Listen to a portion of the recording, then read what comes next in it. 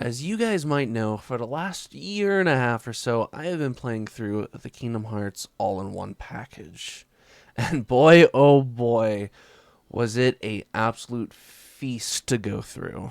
From the start of Kingdom Hearts 1 to the end of Kingdom Hearts 3, I was absolutely in love with this series. And I honestly can't believe how long it took me to start on playing them. I played 358/2 days on the DS way back when, but I don't know if I ever finished it. I was a kid. So coming in and being able to get the story from beginning to end and join you guys in the wait for Kingdom Hearts 4 has been an absolute treat. I mainly just stuck to streaming the main 3 games while playing the off games off stream. I played a little bit of Dream Drop on stream towards the end, and during my time streaming this series, I got a lot of love. There's a lot of people who joined in on the streams and followed and gave their support while I was playing Kingdom Hearts. And it was awesome to see and feel so welcomed by the Kingdom Hearts community. And I told myself from the beginning that there are 2 things that I'm going to do once I finish this series. One, buy a Keyblade, and I'm working on it. I'm trying to find the perfect Keyblade for me. So if you have any recommendations on shops to look at or places to look at, drop them down below in the comments so I can go look and find my very own Keyblade. And 2, make a ranking video on my personal experience with these games.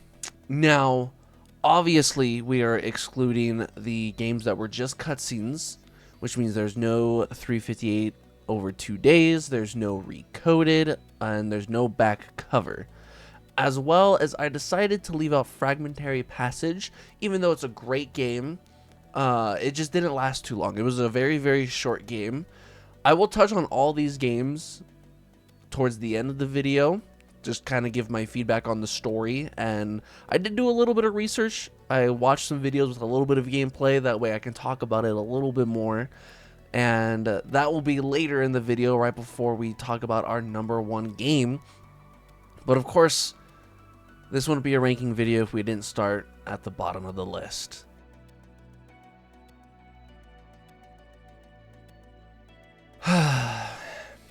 Chain of Memories. From what I've heard from all my friends, this is probably the most common place to put it, at the bottom. Now, this is the 3D Chain of Memories. I have a friend who played the original on the Game Boy and said that it is so much better. So I might have to give that a try, and maybe that'll change my thought on the game itself. But as for the all-in-one package, the 3D version of Chain of Memories, it has to go at the bottom of the list for me. It's basically just rehashed a lot of what we did in Kingdom Hearts 1, but with way less fun combat. I was not a fan of the combat. The card system, on top of dealing with moving, targeting, and then moving the camera because it was in 3D, it just became too much for my simple brain to understand and work with, which is why I think the 2D version might be a little bit more up my alley. I think it probably didn't help that I went straight from Kingdom Hearts 1 to this literally like the next day.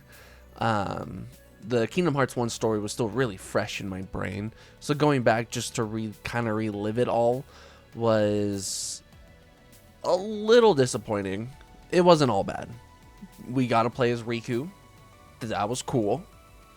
And we met the organization. We got to actually see members of the organization for the first time here. So not everything is bad with this game. I think the story elements of it with Naminé and finding more out about her is super cool. But the combat just really made me turn away from it, unfortunately. Again, I have to go play the 2D version because I think that one I'm going to love so much more.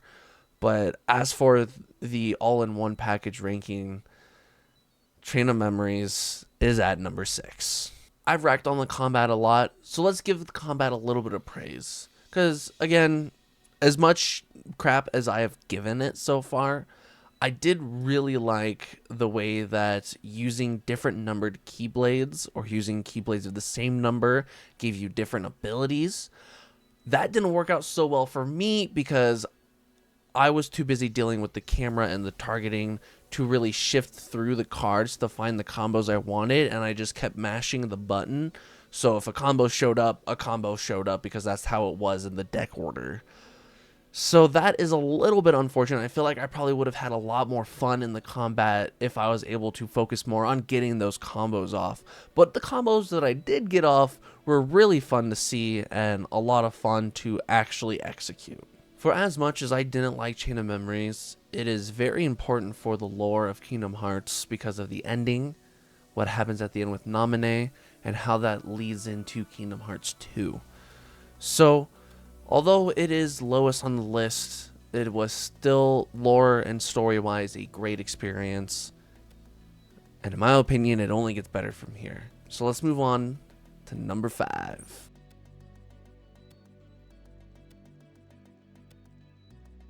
Coming in at number 5 is Kingdom Hearts 1. Kingdom Hearts 1, the beginning of this story, had a lot of great things about it. But with it being so old, it also came with some controller. Like, it was... When I was playing through it, I was playing on a PS5 controller. And I don't know, I felt like there was just some input problems. Maybe it was just me. Maybe it's just how the game ran. And they just didn't do anything about it, which is fine. I think, to a certain extent, the classic feel of games like that have a certain just chef's kiss to it. I love it. But sometimes, when you need it to not do it the most is when it happens all the time.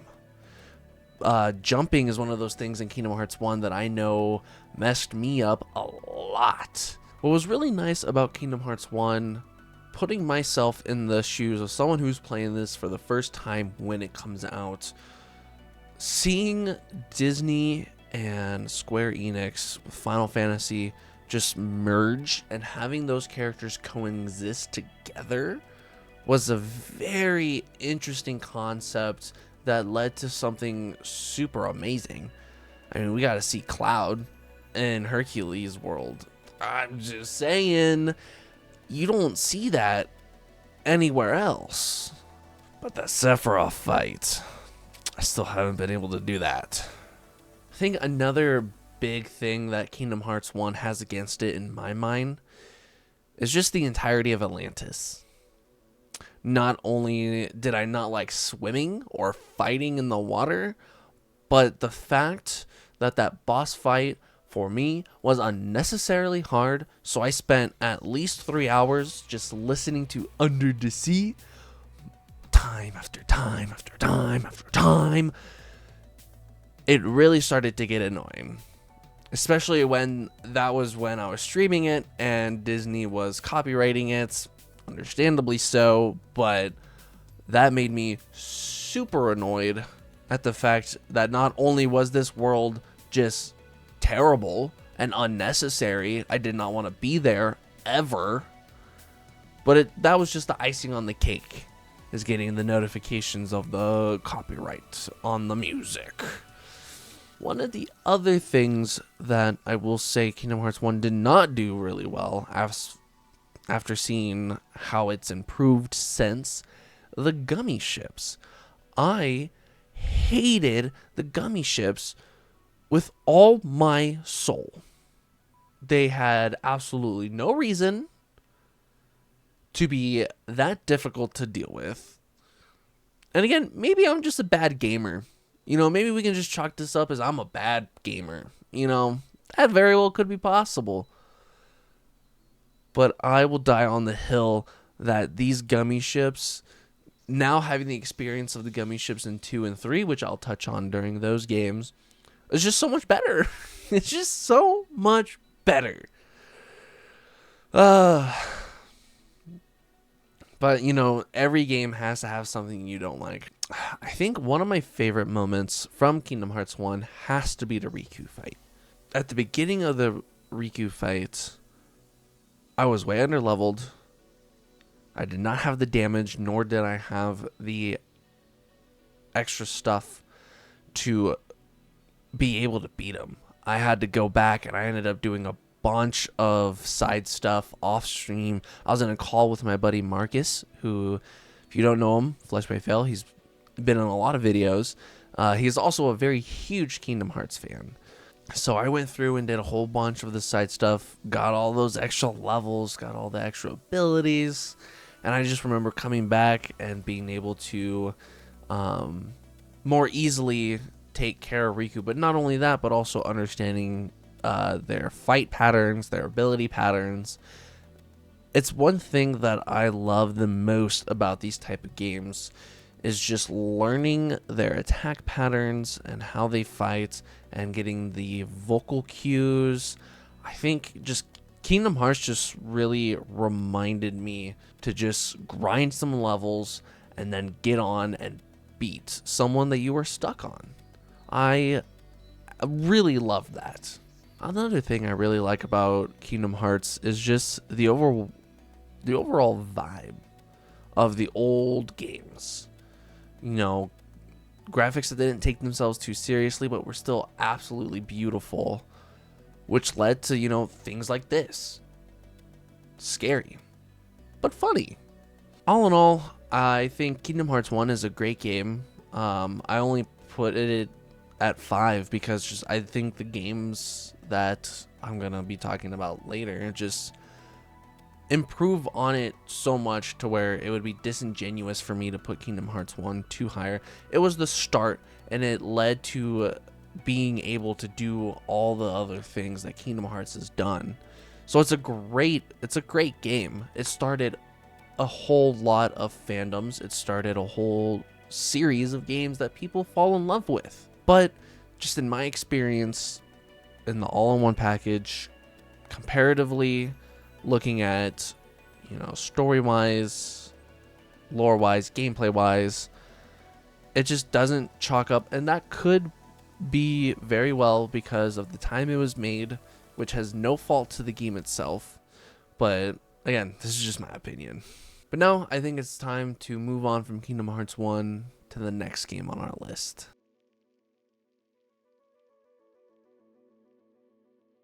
Coming up next in the rankings here at number 4 is Birth by Sleep. Birth by Sleep is very unique because we got to see 3 different perspectives and 3 different playthroughs. With this new trio, we had a set of speed, strength, and magic. Ventus being more of the speed, Terra being strength, and Aqua for magic. I think this game does really well in incorporating those 3 playthroughs, as we see some things are the same, and in others things become very different, and with each playthrough you start connecting dots from other playthroughs, which I think was very fascinating and super awesome for them to do. But a downside I think that brings, at least for me, was that even though they were, for the most part, different stories in each world, going through the same worlds 3 times over was just, after a little while, just got a little bit tedious for me. The different aspects of the stories did help in those times, but there were moments when we're going through and I'm like, do I really have to talk to these people again for the 3rd time in a row? Really? But even with that, everything that happens leads them all to the Keyblade Graveyard, where I think that's where the game really pops off. The ending fights were some of the best fights in Kingdom Hearts I think I have experienced.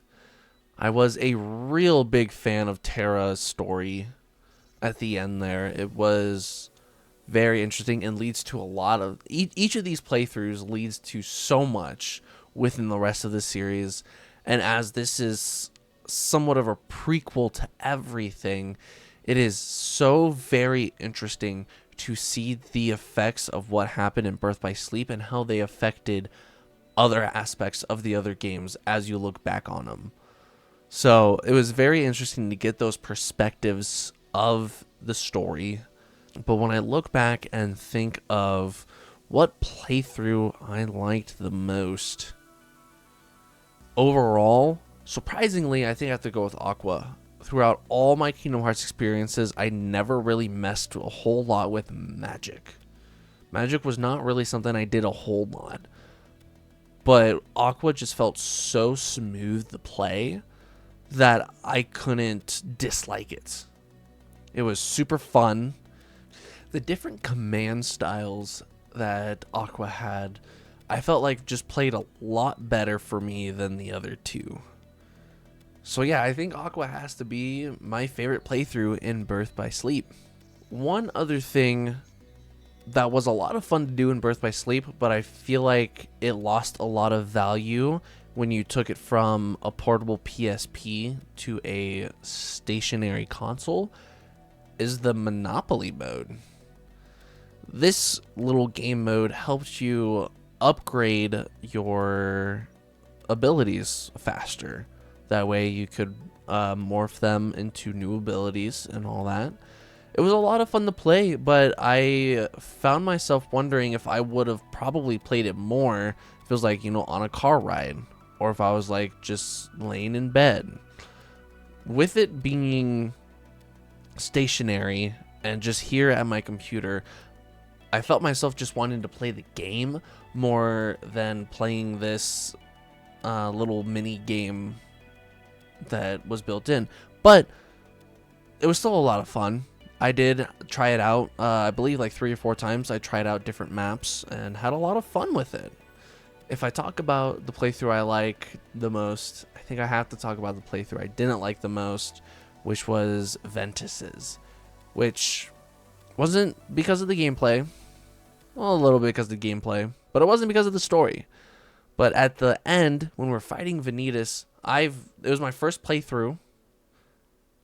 I picked Ventus for my first run, and I did not know that there was the shot lock. It took me forever to learn that that was a thing. Pressing R1 in the HD version, did not know that that was a thing.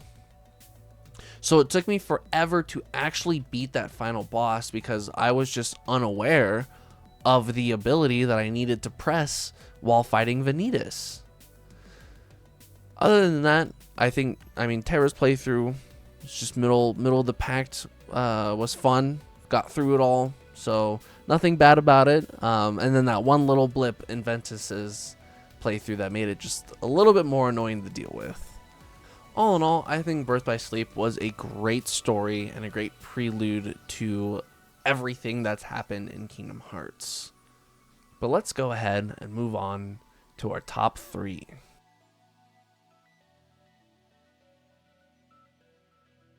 Moving on to our bronze medal, we have Dream Drop Distance.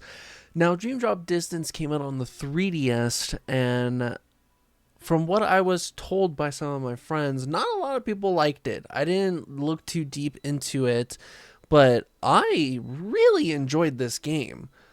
I think part of it has to do with the flow motion. I think using the terrain in the way that Dream Drop Distance did was super fun, and it makes sense given the themes of Dream Drop Distance, obviously being in a dream. Being able to do the stuff that flow motion allows you to do just makes sense to me. And I really did enjoy it as a new mechanic in the Kingdom Hearts series. Another new element that they brought in was the Dream Eaters, which are these cute little adorable little guys that follow you along and help you with your combat. Not only do they help you with your combat, but they have special forms that they can take on depending on if you're playing Riku or Sora. With Sora, they do a special abilities and kind of stay on the battlefield alongside with you, whereas Riku, it kind of enhances his fighting and changes up his combos, much like you would see with the different forms in Kingdom Hearts 2. Speaking of Riku, that was one of my favorite parts of this game, was being able to spend half of it playing as Riku. It's a completely different play style than what we're used to as playing with Sora in the normal Kingdom Hearts games. And I think it had a really nice element and twist on it playing as Riku. I think one of the things that makes this game just so good for me is the boss fights. The bosses in Dream Drop Distance, I feel like, are some of the best boss fights I've played in Kingdom Hearts. Especially that boss rush at the end with Riku. Holy crap, does that go hard. It took me a while to beat the final boss, and that fight was difficult. I really loved the way that for a while there I had a hard time predicting what vocal cues went with what ability and how to either dodge or block. It was very, very interesting to see the different playstyle I had to learn in order to beat Dream Drop Distance.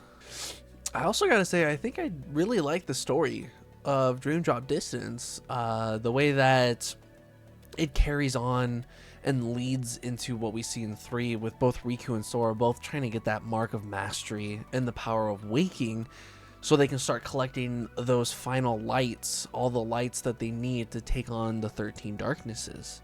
And with the way that the organization interrupts and stops a lot of that from happening is very cool and very nice to see play out, especially in the parts of Sora's playthrough where you see like the little glitches and you see like Riku and Kairi and you see him in the way he looks now, and then he reverts back to like the way he looks as you play through most of the game. And it's very interesting to see how it all comes together at the end to where Riku ends up saving Sora once again. Now, something cool that they added in Dream Drop Distance that I don't really get the full story of because I haven't played the game, but for a couple of my friends, the fact that they added the World Ends With You characters right away, and the way that they kind of played in the beginning their roles of kind of teaching Sora and Riku how this all kind of works is very cool. It brings another Square Enix platform into the game, and I think that just really adds the connections that Sora and Riku has throughout the game, which connections are a big thing in Kingdom Hearts, so I think that's a really cool touch that they decided to add in there. Now, as we are gearing up to find out the top 2 of this ranking video, let's take a moment and talk about the games that aren't getting put on ranked but still are good enough to talk about.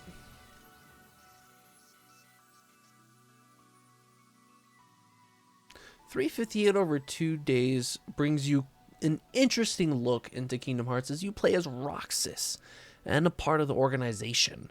We just, at this point, just learned about the organization in Chain of Memories, didn't really know a whole lot about them, so being able to play as Roxas, a character that nobody at this point really knows about, and go into the organization and learn about these characters and their personalities is super interesting, and I really liked it. Now, I'd be lying if I said that I've never played this game before. It was actually my first Kingdom Hearts game, but that was, you know, way back when I was bad at video games, more bad than what I am now. So I don't know if I ever finished it. I don't even remember how far I got into it. But watching through the cutscenes and getting the story with the added knowledge of 1, and then with the knowledge I was going to be getting in 2, the amount of dots that start connecting is kind of crazy, and it's whack that I decided to make that my first Kingdom Hearts game. It looks a lot like Kingdom Hearts 1, where you have your attack, your magic, and your items, but what changes with that is the panel system that they have in there, which lets you decide how much of the magic and items you bring along with you, as well as your abilities in combat. So it's very interesting to see, as I was looking at gameplay of it, the way that it feels going in, depending on how you build out your panel box, your inventory is a better phrase for that probably. There was so much great lore in this game that heavily plays into what would be coming up next, which is Kingdom Hearts 2, and it just adds so much flavor to these characters. So when you do face them off in Kingdom Hearts 2, it brings a different aspect to the fight because you know a little bit more about them. Moving into Recoded, this one was a little bit more lackluster in the sense that other than a few key moments, there really wasn't much to it story-wise. The main thing is the stuff that happens at the end with Naminé, in my opinion, it kind of just puts you in a virtual simulated version of Kingdom Hearts 1 and Chain of Memories and makes you fight off blocks of corrupted data. And I don't know, that story just seemed a little bit unappealing to me for some reason. But going into the combat and the gameplay that I looked up, it actually looked kind of fun. You mainly just had the attack button and then your rotating abilities and items, a lot like a simplified version of what you would see in Birth by Sleep. So it was very interesting to see that it was, I feel like this was kind of just like a prototype of what we were going to see, and it came out pretty well, I think. As well as I heard and I saw a little bit, each world has like its own like special combat game mode. I saw in the Hercules world where you kind of go through like a turn-based combat type thing with Cloud and Hercules. That was pretty cool. So combat and gameplay, I feel like, makes that game. So I feel bad not playing the game and just watching the cutscenes. Maybe I'll have to go find it and play it on my own time. But for now, we're just worried about the stuff we got from the all-in-one package. And again, other than the end where you get to talk with Naminé and find out the connection with Ventus, Aqua, and Terra, there is not a whole lot else. I mean, you have the messages from Ansem and a couple other hints that kind of help you connect a couple of dots, but other than that, there's not much in Recoded, in my opinion. If I missed something, or if you think that I completely missed the point of this game, please let me know down below, because I would gladly get a new perspective of this game that might help it have a little bit better sitting in my mind. Moving on, the back cover. Back cover is one of those I had to not only look up gameplay, but look up the whole story, because they didn't give us the whole story in the all-in-one package. I had to look up Union Cross gameplay because, my oh my, did they leave out a lot of very important lore for this one. The cutscenes themselves in the package was really nice. I mean, you had Matthew Mercer. You can't go wrong. But they looked well. They kind of explained just very, very old knowledge, and the whole Lushu and the black chest becomes very, very important when you start playing Kingdom Hearts 3. So I feel like we should be touching on that a little bit more, hopefully in Kingdom Hearts 4, whenever that comes out. The gameplay itself, you know, it's a game on the phone. It's not bad. It's definitely a game I would have played for a few months and then probably just drop, if I'm going to be completely honest with you guys. But the lore that you get from this game is insane, especially once you get past the part of what the package has and you start getting into the actual cutscenes of the game, where you get to see Ventus and all the other stuff that kind of happens back there. The lore is heavily recommended. I mean, heavily. It was so important to me because it helped me understand a lot more about the world of Kingdom Hearts that I'm hoping we get a little bit more about in the future here with the future games, Missing Link, Kingdom Hearts 4, and whatever they have for after that. But I think the lore that they wanted to give us here was important for the fact that we are starting to get to the point where we are looking deeper into the black chest. And for those of you who've seen the post-credit for Kingdom Hearts 3, the whole thing with Lushu and those original Keyblade Masters. Oh boy. I just have a lot of questions. And I wish that they were able to finish the game's story out, because I feel like there's a lot more that they wanted to touch that hopefully they get a touch in Missing Link. You know, so hopefully there's that. Moving on to the last of our honorable mentions before we get to the final two, we have A Fragmentary Passage, which was basically a small little sequel to Birth by Sleep, but also a prequel to 3, where you get to play a short game as Aqua as a Keyblade Master. I think this game was a lot of fun. You got to start off at level 50 because you weren't starting brand new. You are a Keyblade Master in this, so they make it known to you that you are a Keyblade Master. So that was really fun. And although it was short, it was sweet and simple. You got to learn a lot of what Aqua has been through, which answers a lot of questions for what happens in 3 with her. I just didn't feel like it was fair to add it to the list because it was such a short game. I feel like it could have been just chapter 0 of Kingdom Hearts 3 or just a DLC of Kingdom Hearts 3. I feel like it wasn't enough to be its own game. Maybe that's just me, but I don't feel like they gave us enough there to make it a full-fledged game. I don't know. I did really like the fact that there was customization, though, and I wish that they brought that to Kingdom Hearts 3 a little bit more, because the customization with Aqua was a lot of fun to do, and I had a lot of fun actually completing the challenges just so I could get those cosmetics. So there's that.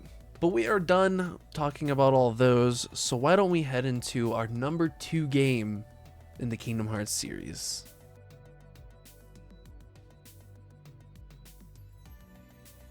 Coming in hot at number 2 is Kingdom Hearts 2.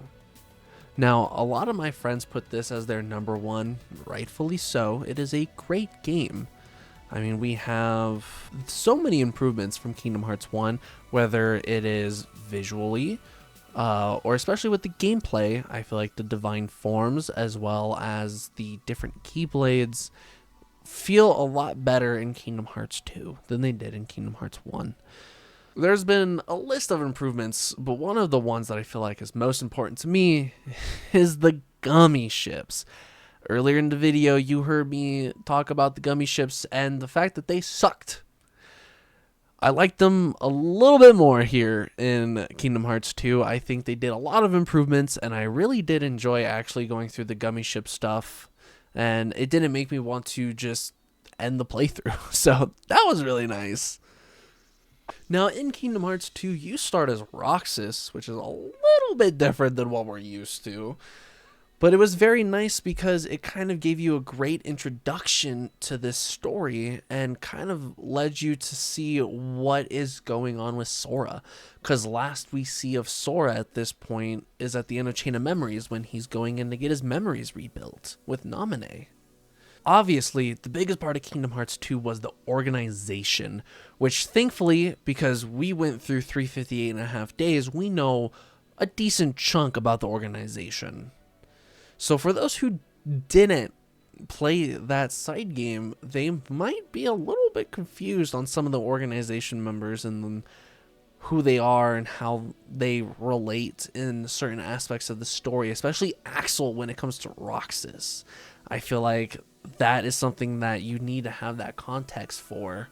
So if you didn't play 358/2 at all and just played Kingdom Hearts 2, there's probably some things about the organization members that you're a little bit confused on, which I think is a little bit of a hit against Kingdom Hearts 2, but overall doesn't affect the end of the story, really. Now, a main thing in the combat and gameplay that changes with Kingdom Hearts 2 is the addition of the drive forms. And there's a lot of them. I mean, we're looking at Valor, Limit, Wisdom, Master, Final, and Anti-form, which all gives their own unique changes to Sora's combos and abilities. And they all have their own separate leveling system too. I remember leveling up the Wisdom form up to like level 6 just by spamming one area over and over and over and over again. And it unlocking the abilities you get from leveling up these forms really help you take on a lot of the end game, later game bosses. And they're just a lot of fun to use also. But be careful not to use them too much because it will force you into the anti-form, which, as cool as it looks, and trust me, it looks dope, you kinda can't do anything but attack. Going back to the gummy ships, I think that the changes they made to the way that you were building your gummy ship and the way that you traversed the space was a lot better. it was a lot more fun to do, and it made it a little bit more enjoyable as like a little side thing in between worlds to go do. Story wise, I think I have to put Kingdom Hearts 2 as my number one when it comes to story, because between the organization and Roxas and Sora just evolving as a character throughout this story, there's so many great aspects to this game that just adds into the lore of Kingdom Hearts. We get to see the reunion between Kairi, Riku, and Sora, which is always awesome to see. And you get to see a lot of stuff with Ansem and Xehanort, and plus, I mean, Pirates of the Caribbean was here. I mean, that was arguably the best world in the game, if you ask me. The best Disney world in the game has to be Pirates. Come on. If you've made it to this point, please like and subscribe to the channel, as well as leave a comment down below about how you would rank the Kingdom Hearts series, and let's discuss about why you like those games in that order. I would love to get your perspective on how the Kingdom Hearts series went. And if you've been checking off your boxes next to each game as we've been going, you know that there is only one game left. So let's get into it.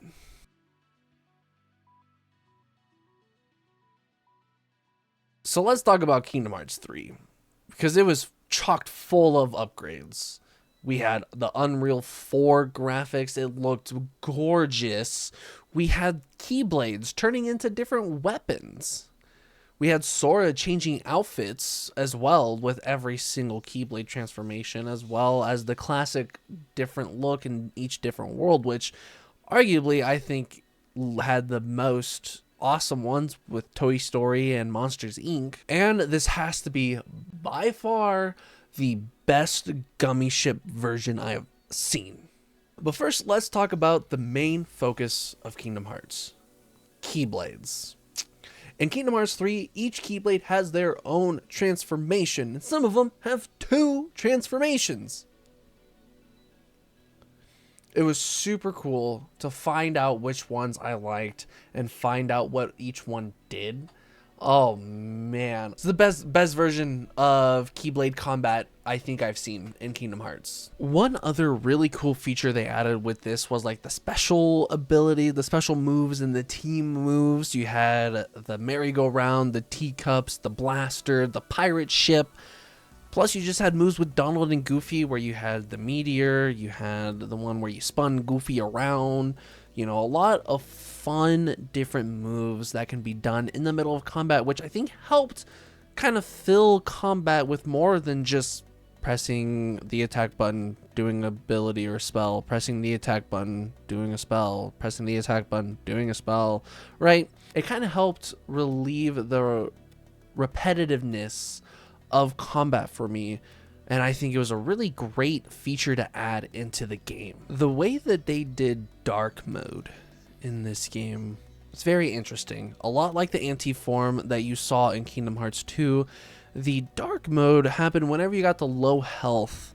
You had the option to go into it, which would turn you into that form, full health, and your combo. Look, let's be honest, the combat combos when you're in that form, probably the most sick combos I've ever seen.